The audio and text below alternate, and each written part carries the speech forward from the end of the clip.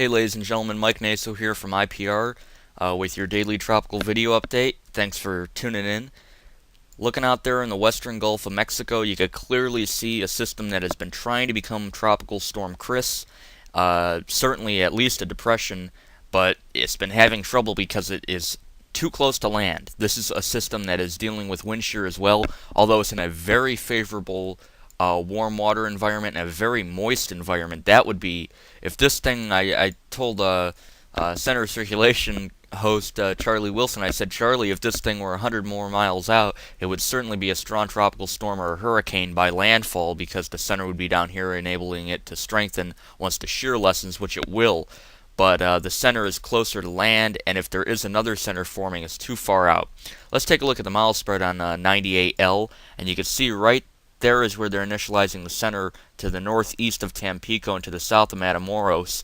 And if it is there, I think it's more overland. There's one dying out overland, and then there may be another mid-level center forming. But you can see the general consensus is that it's going to move to the north and then kind of turn to the northeast. So if a center forms out here, you might be looking at more of a track towards the upper Texas coast. But again, it's just too early to tell at this point if the system even develops. There it is on satellite, and you can see right in here is our exposed weakening vortex, and it appears to start to dissipate, but you can see a new one starting to fire right offshore. So I believe these red these red numbers here are the sea surface temperatures, and if they are, we're talking 86, 85, 84, 84, 85, that close to land, 86. Oh, I pity to see what happens when a hurricane crosses the Gulf Loop current and then over the 85-degree water later in the season. It's going to be pretty bad. But you can see definitely showing signs of outflow, maybe some feeder bands forming, but it certainly is a lopsided circulation getting sheared from the west, and if there is a center developing, it's going to be very close to the coast. Still better looking than Tropical Storm Grace a couple of years ago, I'd have to say.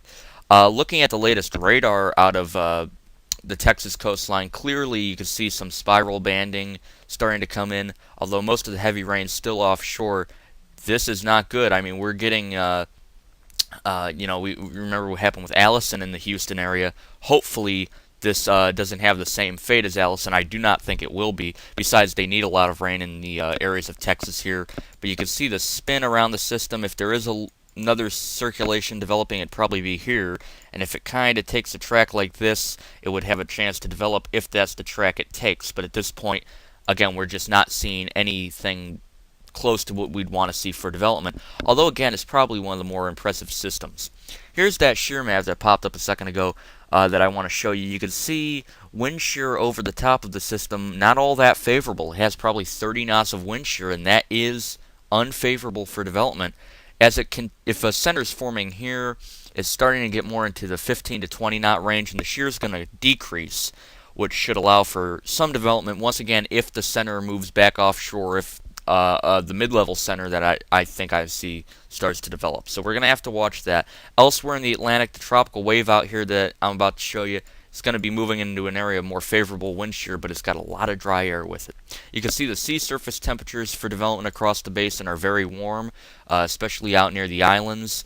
And then once you get in towards the Gulf of Mexico, as mentioned before, very, very warm, and that's going to be trouble later in the season, I'm telling you.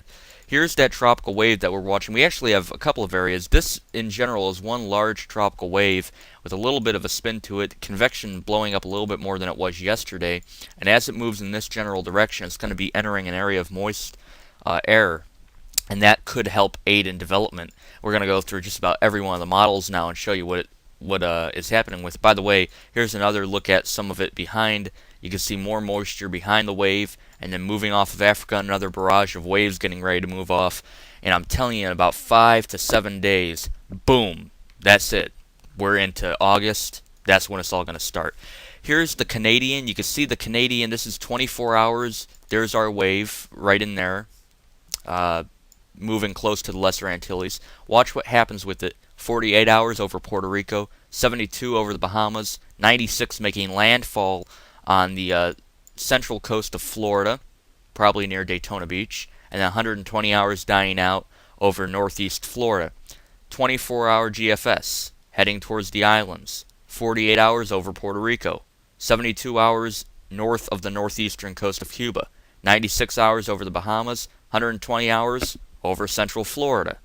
MM5, 24 hours approaching, 48 hours over Puerto Rico, 72 hours over Haiti, 96 hours over Cuba, 120 hours over South Florida. Starting to get the picture here. UK Met, 24 hours approaching, 48 hours south of Puerto Rico, 72 hours over Haiti, 96 hours over Cuba, 120 hours exiting into the southeastern Gulf of Mexico over those very warm waters, and 144 hours continuing towards Louisiana or Texas in the Gulf of Mexico. So, there you go. NAM, this is in 84 hours, showing it over the Bahamas. So each one of these models continues to take the storm on a track generally west-northwest, near or over Puerto Rico, Hispaniola, Cuba, towards South Florida or the Gulf of Mexico. We must keep an eye on this wave. Here's Tropical Storm Amelia in the eastern Pacific, 65 miles an hour. Too large. Dry air got entrained, couldn't become a hurricane. Gusting to 75 though, 991 millibars, moving northwest at 6. And you can see the track here expected to weaken through time. Taking a look at Amelia, looking pretty good, but again, that dry air, you can see dry air, man, dry air is what kills systems. Almost as much as shear. Central Pacific Tropical Storm Daniel, much weaker than it was yesterday, down to 50 miles an hour. Continuing towards Hawaii, forecast to strike our state as a minimal tropical storm, about 40 miles an hour. But you can see it there starting to get exposed, but clearly still a powerful circulation with it, which will likely keep it at least a tropical storm or a depression as it approaches Hawaii. And there you can see it's becoming more an area of low-level clouds than a tropical storm. It may not make it as a tropical storm to the state, but we'll have to wait and see. And in the western Pacific, Tropical Storm Kaimi was a typhoon as it crossed over Taiwan, 55 miles an hour, just about to make landfall in China and then dissipate. And you can see it there not looking all that impressive right about here. Pretty good outflow, but again, nothing overly impressive. But I'm telling you, this rainfall, a lot of tropical cyclone deaths already in this area of the western Pacific because of these large wet systems.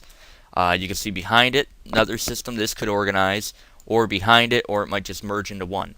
So with 34 frames, that may have been a record with how many frames we went through, mainly because of the models. I'm Mike Naso from IPR. Stay tuned to the Center of Circulation tonight with Charlie Wilson and special guest co-host, Zach Fradella. And I will see you tomorrow on the Tropical Roundtable on IPR. Stay tuned.